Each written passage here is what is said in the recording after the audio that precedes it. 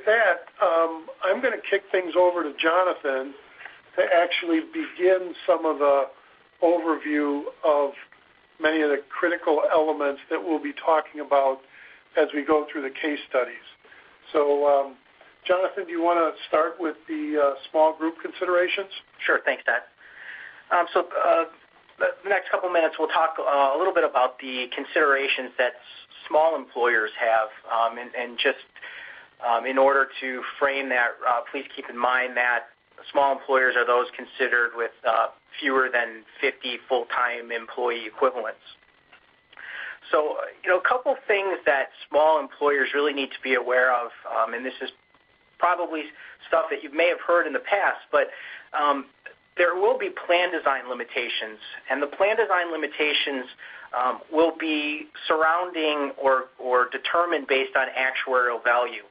And the actuarial value is typically referred to as or grouped based on these metal tiers. So you will talk about in a little bit more detail later what those metal tiers are, but they're the bronze, silver, gold, and platinum metal tiers that you've probably seen in the past. And we'll get into a little bit more detail later. So another one of the considerations that small employers are going to have is the maximum deductibles on fully insured plans. So beginning in 2014, small employer fully insured plans will have a maximum deductible of $2,000 for a single and $4,000 for a family.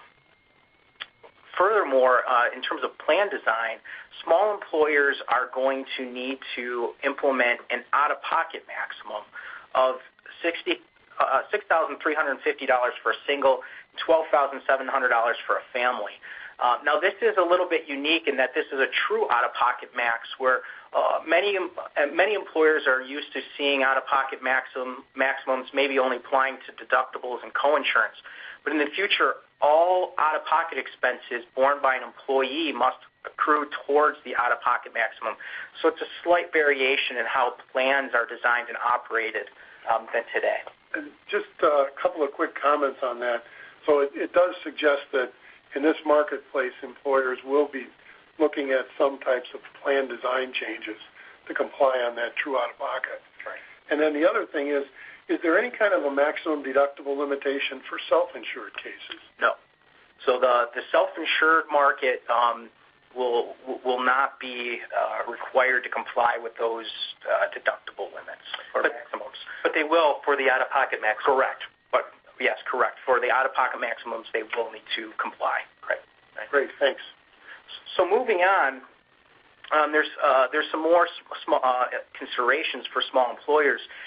Namely the rating limitations. And this gets a little bit more into the weeds here, but small employers will be subjected to adjusted community rating with their insurance carriers. And really what that means is that the insurance carriers will have new rating requirements they must follow that could impact the premium rates for employers. The first one would be the age adjustment. So from top to bottom, the rating range can only be 3 to 1 based on the age of the group. Also, there can be a 1.5 to 1 relationship or price differential for tobacco use, and then there will also be rating adjustments for enrollment type and geography. The other issue is the fact that the small group market, at least on a fully insured basis, will be guaranteed issue and renewable. And really what this means is that in the past, for smaller employers, they may have had to go through an individual underwriting process. While that will go by the wayside, there will likely be an impact to cost. And not to scare anybody too much, but we've seen numbers between 30% and 300%. Now, for most of our audience, it will probably end up being closer to the 30%. We've seen some of the higher numbers in southern states like Texas. So if you do have operations down south, you may find that the rating impact is different based on geography. Just a couple of questions have come up as we've started right away, and I'd like to clarify those. So first off, definition of a small group for our purposes today is less than 50 full-time and full-time equivalent employees. So that's what we're talking about in the small group area. There's been a couple of questions about out-of-pocket, and I think as Jonathan mentioned, we're talking about true out-of-pocket costs. So it includes things like co-pays, meaning doctor's office visit co-pays, prescription drug deductibles, overall deductibles in your plan, your co-insurance. All of that rolls to the out-of-pocket limits that you addressed earlier. What is not included in there was there was a question out there talking about are employee contributions included in the out-of-pocket? And the answer there is no, they are not. Employee contributions are premium sharing. So when we're talking about true out-of-pocket costs, we're talking about the out-of-pocket cost an individual pays relative to the plan design features itself, not the cost sharing to participate. So hopefully that helps out from an overall standpoint as we move through the rest of the presentation. All right, I'm going to turn things over to Scott. He's going to talk about some of the large group considerations. Yeah, and I'm going to try to get through this relatively quick and really just more of an overview as it relates to the biggest reform item that's impacting large employer groups effective January 1st, and that is the play or pay mandate. And for those of you that joined our last webinar last month, you can certainly go back to our website and pull that up. And there we discussed in a lot more detail the play or pay mandate. So there's that additional resource if you want to go back and get more detail. But at a 30,000-foot view, the pay or play mandate, really we're going to consider a couple things. So first of all, the play or pay mandate only applies to a large employer. Again, that's by definition an employer with 50 or more full-time and full-time equivalent employees. So those employers are now required, effective January 1st, to offer their full-time employees, and they only have to offer coverage to their full-time employees. They have to offer coverage that meets certain requirements, or they are potentially subject to a penalty. So a couple things. A full-time employee now is defined as somebody working 30 or more hours in a week, or the equivalent would be 130 hours in a month. Okay?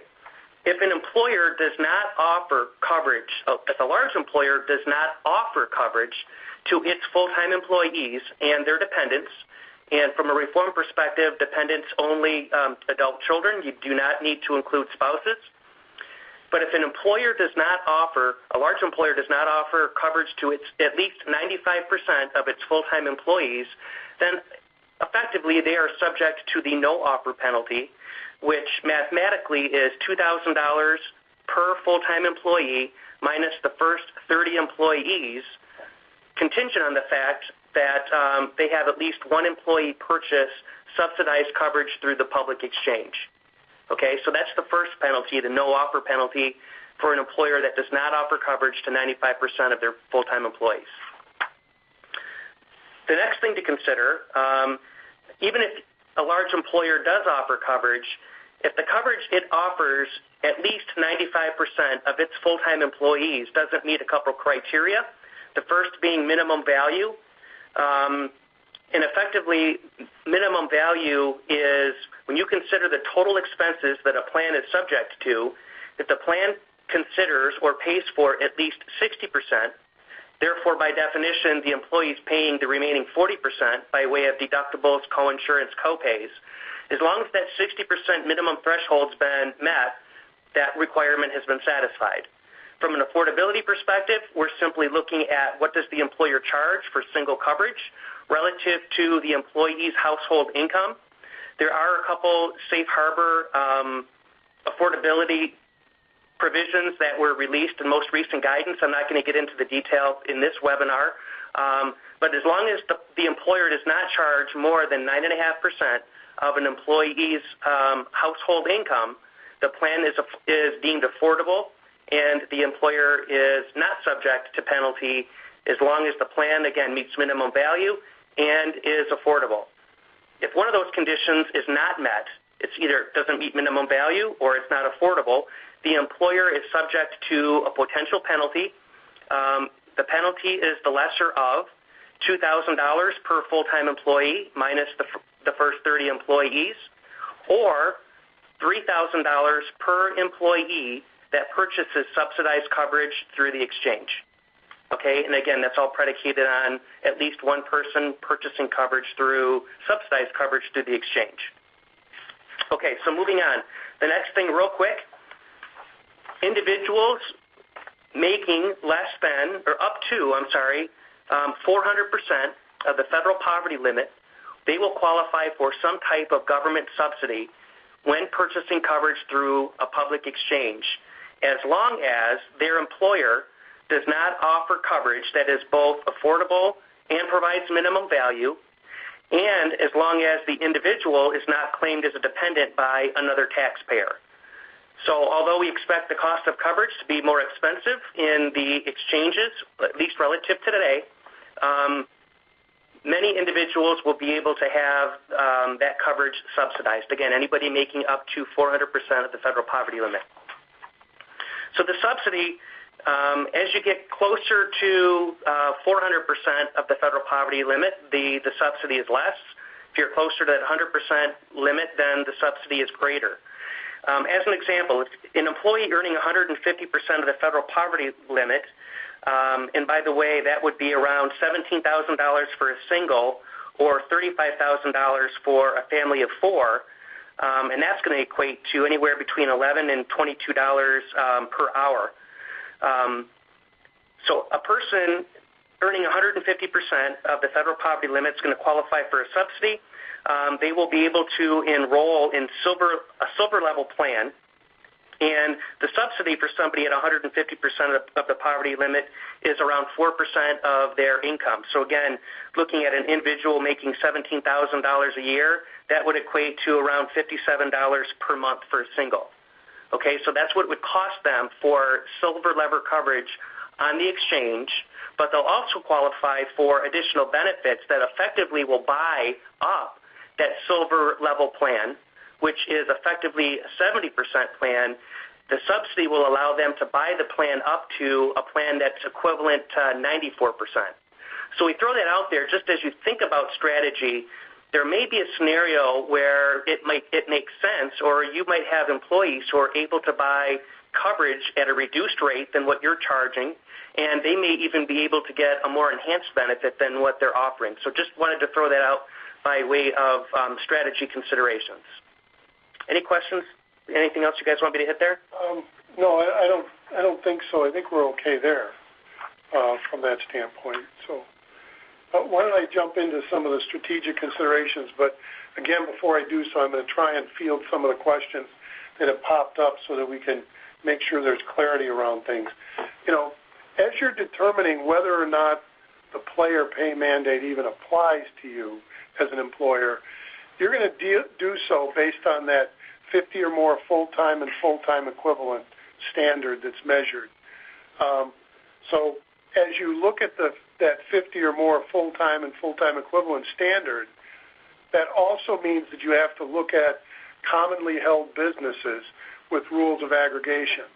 So even though I might have a business that's 20 miles or 200 or 500 miles apart, if there's common ownership in that and it meets those rules of aggregation, those two entities are combined for purposes of determining whether or not player pay applies. So that's one thing to look at. There's been a couple of questions around penalties and how they apply. The penalties that Scott referred to, either the $2,000 no offer penalty, that's going to be amortized over a 12-month period. So it's based on the number of people, per month. It accumulates to $2,000 over a 12-month period. Likewise, the $3,000 penalty applies the same way. And then there's always some confusion around when we're trying to determine large employer or small employer, whether you use that 130-hour measure or 120-hour measure. Keep in mind, for determining large employer status, the only time the 120 hours comes into play is when you're using it to determine how many full-time equivalent employees you have. An example would be if I had a part-time staff that over the course of a year worked an aggregate of 1,000 hours for all part-timers. I would divide the 1,000 by 120. I would get a dividend of 8.33. You'd add 8.33 to your full-time staff, and if that number plus your full-time is 50 or more, you're in the pay-or-play mandate. So that's where the 120 comes. It's only used for determination of the full-time equivalent. The 30 hours per week or 130 hours per month, that's used for determination of who qualifies as a full-time person. So don't get the two mixed up. They are confusing from time to time. And then as far as we've had some questions regarding the exchanges and whether the SHOP programs are going to be available. They were intended to be rolled out January 1, 2014. The federal government has put kind of a delay on that and said if the state or a region can roll it out, that's certainly permissive, but it's not going to be causing any problem if they're not ready to roll out the SHOP programs to the smaller groups, 50 or less than 50 employees. Yeah, and the exchanges that are going to be the SHOPs, the exchanges that are going to be run by the federal government, where initially the whole value proposition there was that employers would have choice or employees would have choice amongst various carriers at various levels. And in 2014, the exchanges that are run by the federal government, we basically will not see any choice there. An employer will just simply pick a single plan. And the whole idea of an employee being able to pick a plan that better meets their needs, that functionality won't be available likely until 2015 at the earliest. And one other comment regarding the SHOP programs. They're only available to small employers. They have to be less than 50 lives. And by definition, if you're a small employer, you will not be subject to the player pay penalties. So there was a question out there relative to, if the shops aren't ready, do I still have to pay a penalty if I don't meet the compliance requirements? And the two issues are really mutually exclusive. The shop can only be used for employers that are small. Employers that are small don't have penalties. Those that are determined to be large cannot be purchasing through the shop, and those groups do have penalties. So hopefully that adds a little clarity. And we deal with this every day, so we probably have top-of-the-mind awareness, but the questions are good, so keep them coming in. And we'll try and roll through the rest of today's presentation in that regard.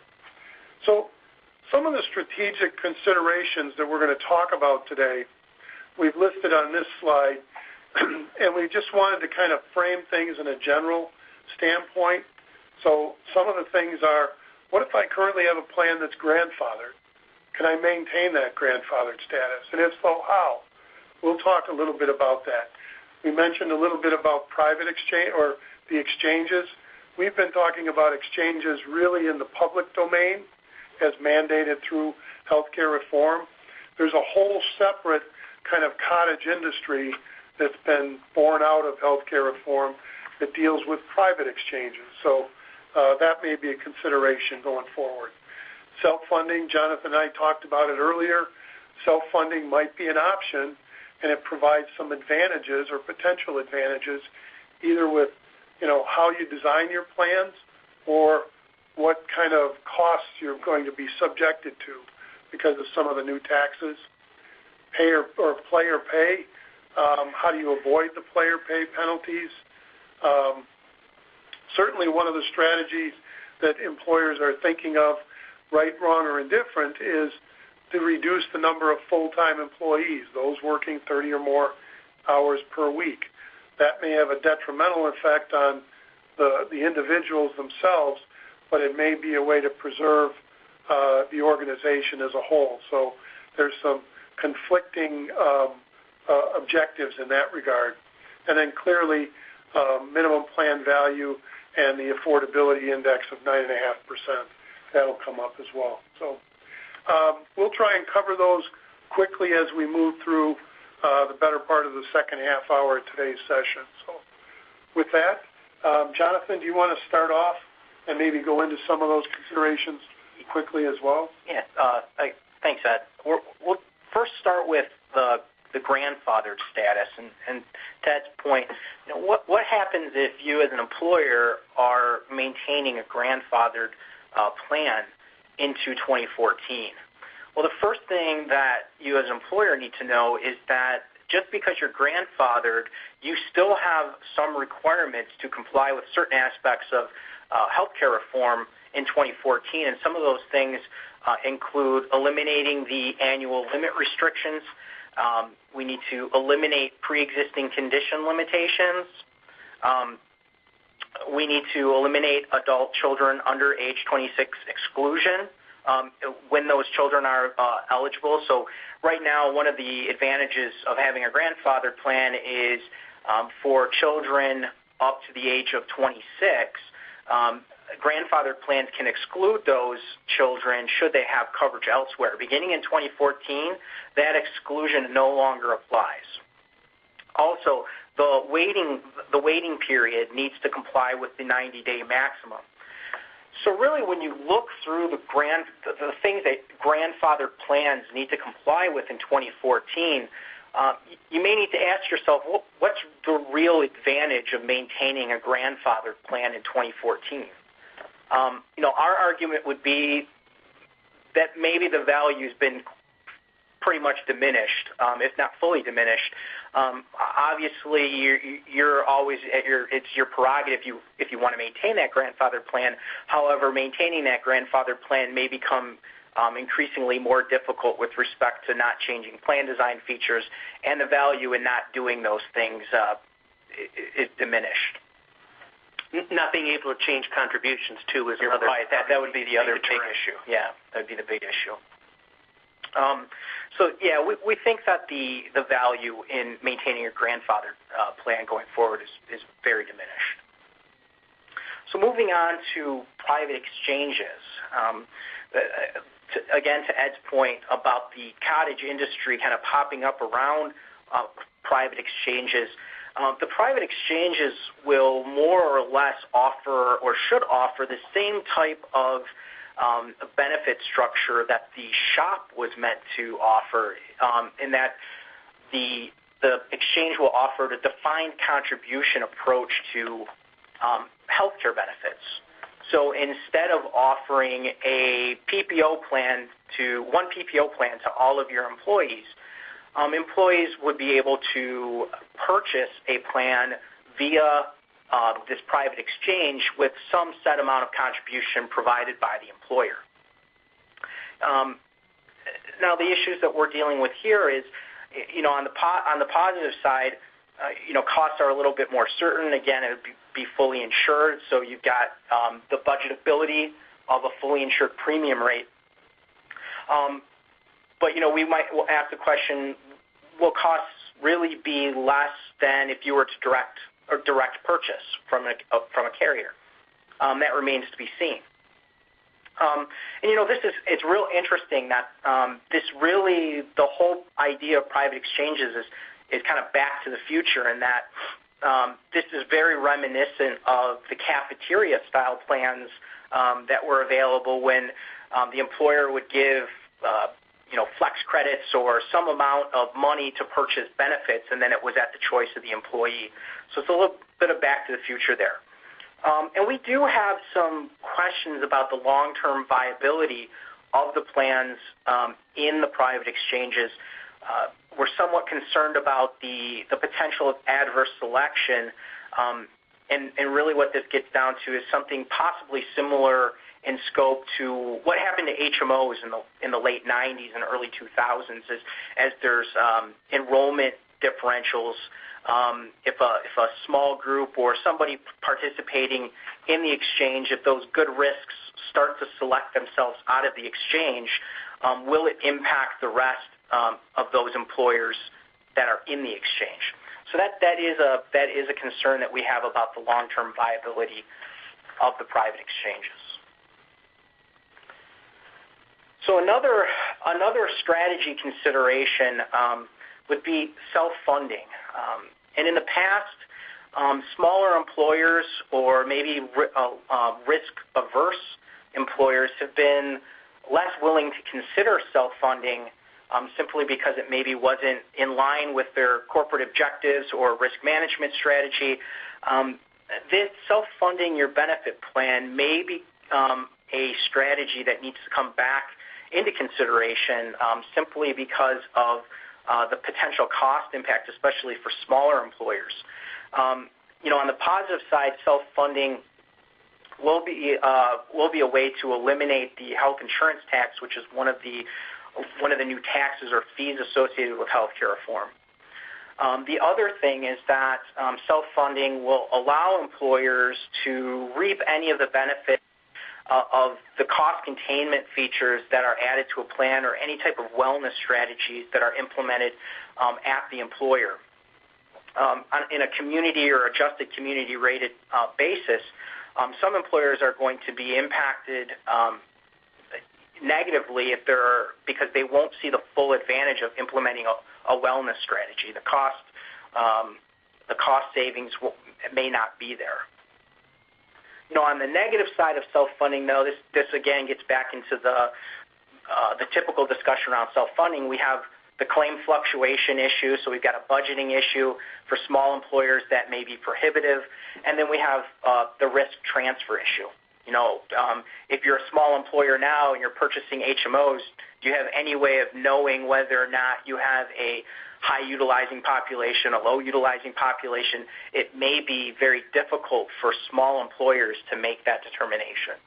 I think, though, as we've talked to our partners in the insurance company world, I think they all seem to be of a similar mindset, that being that they expect to see more and more smaller employers consider self-funding, again, in particularly in light of, some more plan design flexibility and the opportunity to avoid some of the taxes associated with insured plans as we move beyond 2014.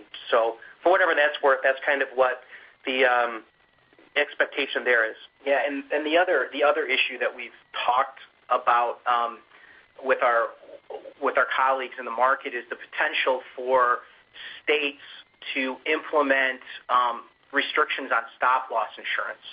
And really what that gets to is to say if you were to purchase stop-loss insurance as a self-insured provider of benefits, you can only have a specific attachment point of $50,000 or $70,000. And really what that's meant to do is create a disincentive for employers or smaller employers to go self-insured and purchase a small or a low attachment point of $25,000 or $30,000. And I think we've gotten a handful of questions from the audience so far in terms of the HIT tax, the health insurance tax, in terms of what the expectation there is. And you guys, what I'm hearing, I think our insurance carrier partners are saying anywhere from 2.5% to 3.5% is kind of ballpark what we're anticipating. Yeah. So what that really means at the end of the day is, for those employers that choose to adopt a self-insured plan, they can avoid that HIT tax of 2.5% to 3.5%.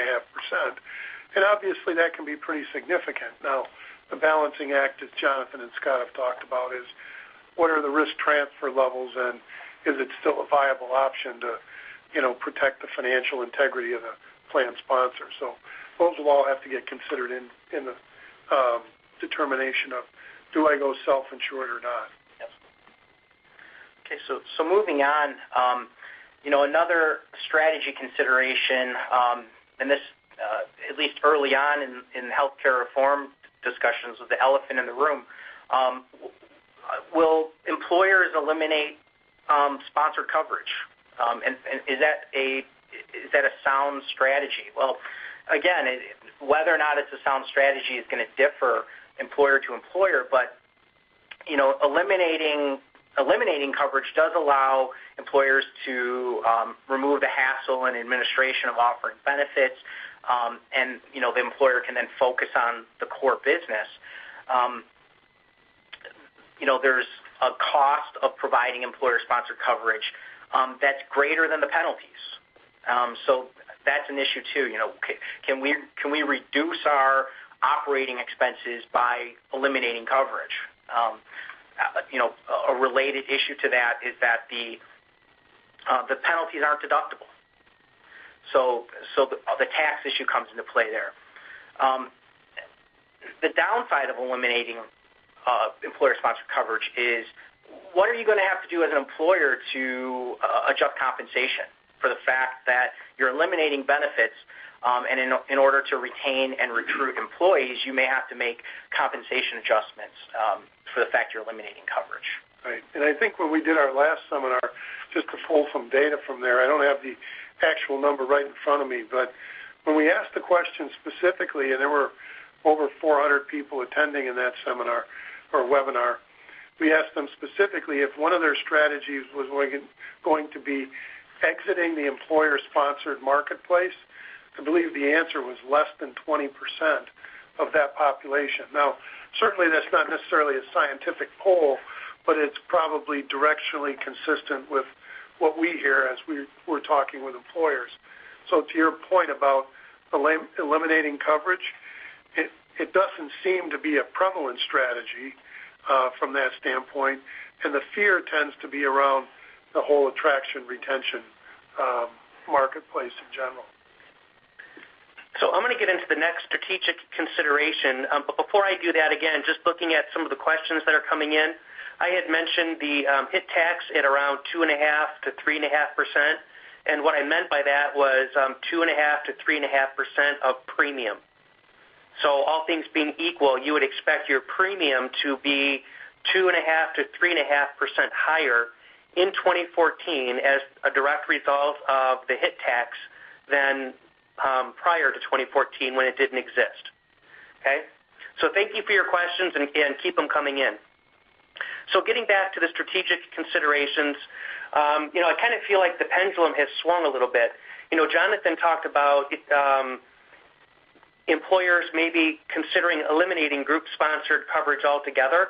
And I think when healthcare reform was first born back in March of 2010, there maybe was a knee-jerk reaction by some employers to say, once they found out what the penalty was, where, gosh, a $2,000 penalty sure sounds a lot less than maybe the $8,000 or $9,000 per employee per year that I'm spending today, so I'm just going to exit the marketplace. I think we had that conversation with a lot of folks back then. The pendulum, I think, has swung. And as we start getting into the details of reform and we consider the fact that the penalty is a non-deductible penalty, I think a lot of employers that I'm talking to, their strategy might be more where I'm going to avoid paying a penalty at all costs. So in other words, I'm going to make sure that I offer a plan that's at least a 60% plan. And by the way, I think virtually every employer that I've talked to over the last 6 months, I don't know that I've seen a plan that has not met that minimum threshold. All plans virtually have been greater than 60%. So I'm going to offer a plan that meets the minimum value, and I'm going to make sure that I make it affordable so that I don't have to pay a penalty on anybody. And certainly, I think that feels really good if you're an employer. I mean, what employer doesn't want to say that I provide quality benefits at an affordable price, right? I think everybody, theoretically, that sounds great. But getting back to the point earlier, when we were talking about subsidies, maybe that the pendulum swinging the entire opposite direction, maybe that's not the optimal place for you to be. It probably is prudent to take a look at your population, and let's consider, or you likely should consider, which of your employees would qualify for the subsidy potentially. And if we're able to create a situation where your employees might be able to get a better benefit because of the subsidy at a reduced cost, again, because of the subsidy, relative to the plans that you're offering them, does it make sense maybe to have coverage be unaffordable for some, create kind of a win-win situation? So I think that's what we're throwing out, that concept here with this slide, or something to consider. The next strategy consideration is probably, a 180 from even that, where some employers have been talking about, and this has been getting a lot of press as of late, particularly within certain industry groups, where their strategic consideration is going to be a more concerted effort around reducing the number of full-time employees that they have. Again, healthcare reform does not require that you provide coverage to non-full-time employees, and you're not subject to penalty for not offering coverage to your non-full-time employees. So, that certainly would be a cost-certain position where you just effectively reduce the number of hours that most, if not all, of your employees work, making them all part-time. Therefore, you're not subject to penalty on behalf of anybody. Yeah, it's interesting when you start talking about that.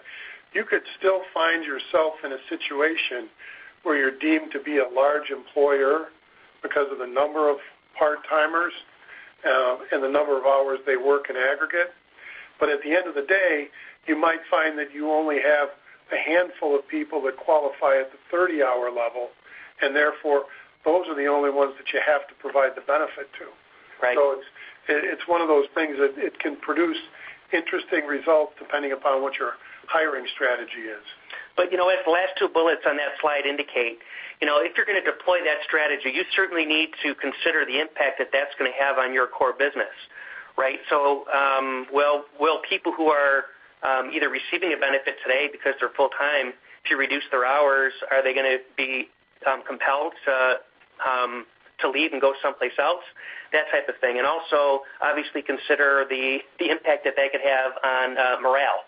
Right. If they're used to 40 hours a week and now they're getting 25, 27, how viable is that? And that's before you even address the whole issue of, there's additional hiring costs and maintenance costs of a larger staff when you have more people doing the same amount of work. So lots of factors come into play there. Yep, and then the last one that we're going to talk about here before we get into a couple case studies and then focus more on questions might be a strategy where, again, you offer a plan that meets minimum value.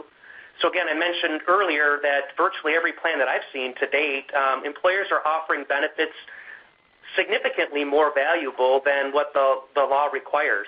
Again, most plans that I've seen have probably been in that 80 to 85% range. So as an employer, you could still reduce the value of the plans that you offer, and there are cost savings associated with doing that. And you could certainly, make it affordable by simply charging a flat 9.5% of each employee's wages to ensure that it's affordable for every employee. So that strategy, you're going to avoid any potential penalties because you've made it affordable for everybody. And you've maybe offset that cost by making it affordable by reducing the benefits slightly, maybe substantially. But, what's the administrative burden for doing that? Is it feasible? Does your payroll system have the flexibility to calculate contributions as a percentage of of an employee's wages and so forth? So, kind of the con to that strategy. So, again, really all we wanted to do at this point is to throw out a handful of more generic strategy considerations. None of these, as Ed mentioned, are a one-size-fits-all type approach, just more than anything, food for thought. Right. So why don't we go ahead and we've got about 15 minutes or so left. Why don't we go ahead and jump into a couple of these case studies. We've tried to answer some questions. I apologize if your specific question hasn't been answered, but let's get through some of the case studies and maybe we can weave in some more clarity as we go through there. So the first case study we'll go through is for a small employer. So in this case, we're going to look at a manufacturing company with approximately 45 employees. The average age of the group is 37, and employees at this manufacturing company have a choice of two medical plans. They can choose a $500 single or $1,000 family deductible plan or a $1,000 single, $2,000 family deductible plan. And both options cover the same things. Really, the only difference is what are the deductible and co-pays and things like that. But it's two different flavors of a plan that employees can choose from. And this employer has a renewal date of January 1st, 2014. So what are the things about healthcare reform that this employer is going to need to take into consideration? First, the first question is, this employer is getting very close to that 50 full-time employee or equivalents mark? Are they a large or small employer? Well, in this case, the employer has 45 employees. They don't hire or employ any part-time employees. So for this purposes, this employer is a small employer. And as a result, does not have to comply with player pay mandates. Correct. Nor are they subject to penalties, correct? Correct. Now, the next thing that the employer is going to have to take into consideration is how is this new pricing, the new pricing requirements for the insurance carriers likely to impact my group? And we saw that this employer has an average age of 37. Well, it's very likely that because this group has a young average age, that they are going to be negatively impacted or disproportionately negatively impacted by the change in the rating methods at the insurance carriers. And that's because they have a younger average age than the entire population in general. And the impact comes through because of that compression in the rating scale, going to a 3-to-1 versus something that might be 10 or 12 to 1 in the current schedule. Right. So what you're likely to see is that employers with a younger average age are going to be disproportionately negatively impacted, whereas employers with an older average age may actually benefit from that change. Then the next thing that we're going to have to look at is the plan design. The plan designs that we're offering right now may or may not fit within the metal tiers. And I say that because the plans in the small market need to be plus or minus 2% of the actuarial value for each metal tier. And we'll show you that in a couple slides. But in the event that the plans that this employer is offering right now don't fit into those nice little buckets, that employer may have to change the plans that are being offered. So that's something to know, and just to make note that issue is something that isn't exclusive to buying on the shop or the exchange or outside of the exchange. That's an issue that's going to impact small employers in general. So what are some of the things that this employer should consider doing to address healthcare reform? Well, the first thing, I might suggest that this employer accelerate their renewal date. Talk with the insurance carrier to potentially move the renewal date from January 1st to December 1st, 2013. This will avoid or at least delay the impact of the pricing change or the rating change at least for another 12 months or 11 months. This employer may also want to consider self-insuring. You may be scratching your head saying 45 employees, there's no way a 45-employee company would consider self-insuring. Well, if at an average age of 37, if this is a tight-knit group and everybody knows that there isn't a high utilization of health care, it may be a reasonable strategy coupled with the proper risk protection with stop loss. It may be something to consider. And then the other thing that this employer may have to consider is choosing new plans that fit within the metal tiers. That may require an increase in benefits, a decrease in benefits, or maybe both. Maybe what you do is you take one plan up and one plan down, create more spread in what you're charging employees to contribute, and take that strategy. Now the next page is just a quick reminder of the metal tiers because it's likely to impact many, many small employers. Just keep in mind that the plans that you're purchasing will need to be plus or minus 2% of the stated actuarial value. So a platinum plan that's listed at 90%, that can actually be 88 to 92%, and that would be a platinum plan. So just keep that in mind. It's something that will probably impact many employers. So one of the things, I think the reason we bring this whole issue up on this small employer group is a lot of times employers have said, we're a small employer, we're not impacted by player pay, so we don't have anything to worry about. Well, I wish I could say that's the truth. The bottom line is there are some things that you're going to have to consider, as Jonathan noted, which could be plan design, it could be plan financing. Those issues definitely can come into play. Pricing, we know that because of the compression in the rate structures, that's likely going to impact the small employer marketplace fairly significantly. So there are some things to get to work on in that regard. Let me ask the polling question here, and it's basically, based on the information presented, the strategy you're most likely to consider would be, are you going to accelerate your renewal because price is your biggest concern? Would you select a lower valued metal tier plan and offer it? Would you handle costs by, going to an earlier renewal date and implementing a lower design? Or really not sure, you haven't considered these? And the answer tends to be that people aren't really sure just yet. Some new things to consider. So why don't we move on to the next one? And Scott, you're going to walk us through a large employer situation. Yeah, in this particular case study, this example, talking about a multi-state employer with approximately 550 full-time employees. Now, this employer today, they offer a single self-funded medical plan, no options. Every employee has the exact same plan. When we test the plan, it provides an actuarial value of 90%. And when we consider affordability, when we consider what the lowest paid employee earns, we know that the current contributions that this employer is charging, their plan is affordable for all employees.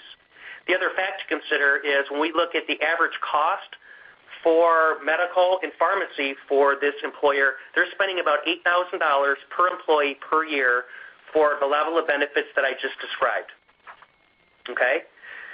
From a healthcare reform perspective, though, this 550 life employer group, they have about 60 contract employees today.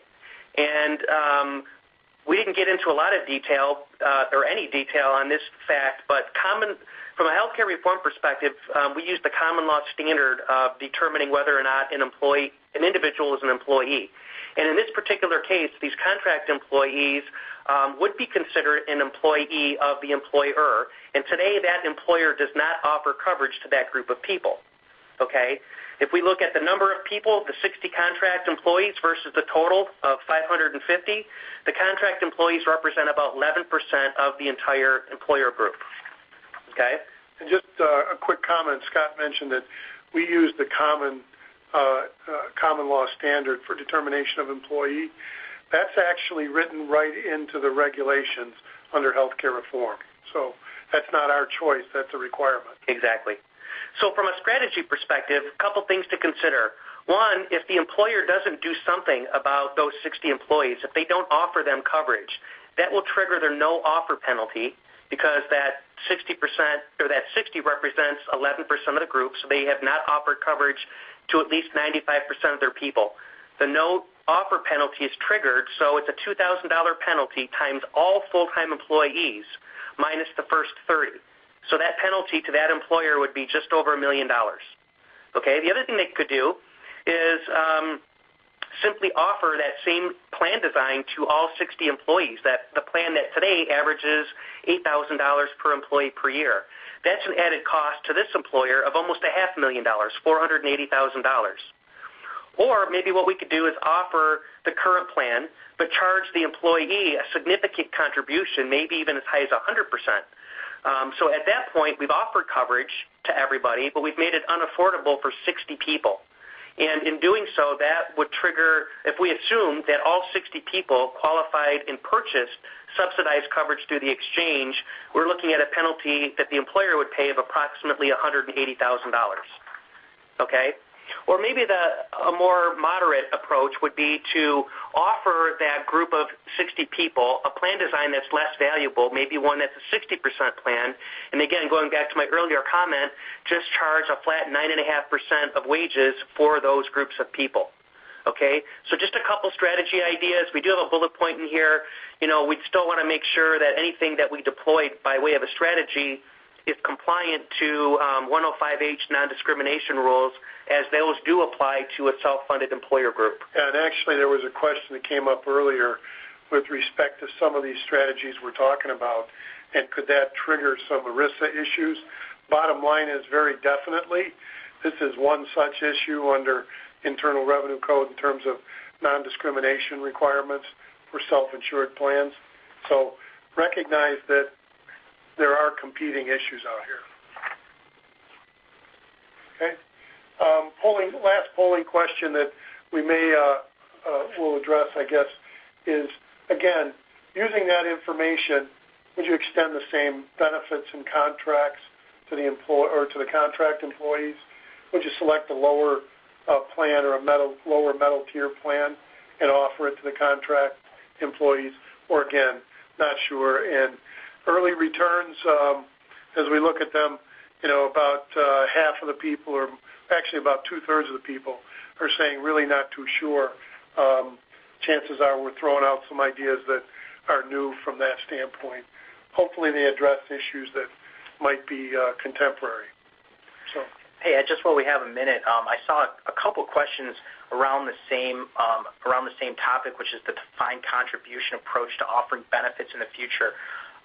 Some of the questions that have been asked are regarding HRAs, and I'm assuming that the question really revolves around standalone HRAs. Standalone HRAs, as it means to provide a defined contribution approach, are not allowable beginning in 2014. So the defined contribution approach actually has to be done through an exchange. It can't be done through a standalone HRA where an employer would fund the HRA and then reimburse individual medical premiums. Those are not going to be allowed beginning in 2014. Okay. So good information in that regard. We're down to probably the last couple of minutes from that standpoint, and I think we actually have one issue. Maybe, Scott, if you want to just point out the salient issues that come out of this fairly quickly, I think that would be helpful. We had one other case study that we wanted to share with you. You'll see from the slides, which you'll get later, it had to do with a group in the retail industry. And the long and the short of it is, as we consider what this employer is currently offering today, and I don't think it's uncommon in the retail industry world, their contributions today are unaffordable or would be unaffordable for all employees. So it would effectively subject the employer to a penalty on virtually all of its employees because it's unaffordable for all of its employees. And the points that we were going to make here was this employer group was probably faced with a situation where their only alternative is to really bifurcate their population and offer benefits that are affordable to their key employees. And beyond the key employees, they would effectively reduce the number of hours for all other employees, making them non-full-time. Right. So there's, again, and we've got a polling question that really kind of goes through the same approach, which would be continue the current strategy, accept the risk of a penalty, look at lower valued plans, exit the market, and accept the no offer penalty. And again, not sure. So I know this is very quickly presented. The information seems to be most people are really not sure. It's probably more don't understand all the options here than they're not sure. So as we wrap up things, I guess a couple of comments. Number one, everybody that participated here will have the availability to view the slides and listen to the session again, where you can hear the video along with the slides. We certainly appreciate your participation in today's session.